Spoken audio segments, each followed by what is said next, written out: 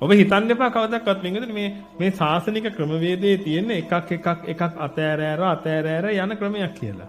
එහෙම නෙමෙයි. මේක තියෙන්නේ පින්වතුනි මුලට පහර ගහනවා. අවිද්‍යා තෘෂ්ණාව වලට පහර ගහන්න පින්වතුනි උඩ තියෙන ಜಾතිය ෂේ වෙනවා. ಜಾතිය ෂේ වෙනකොට පින්වතුනි තවදුරටත් අර හැරමිටියේ අවශ්‍යතාවයක් නැති වෙනවා.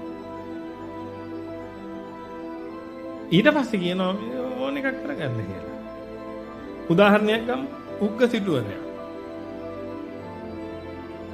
එතුමනේ දර අනාගාමීලා නෝන්ලා දන් දුන්නා. උග්ග සිටුවරයා. එතන උග්ග සිටුතුමා බණ ඇහුවා. දැන් බණ අහන්න කලින් සාමාන්‍ය සිටුවරයා. දැන් මේ සාමාන්‍ය සිටුවරයාට බිරින්දාවරු 3 දෙනෙක් කොහෙද ඉඳලා තියෙනවද ඒ කාලේ හැටියට?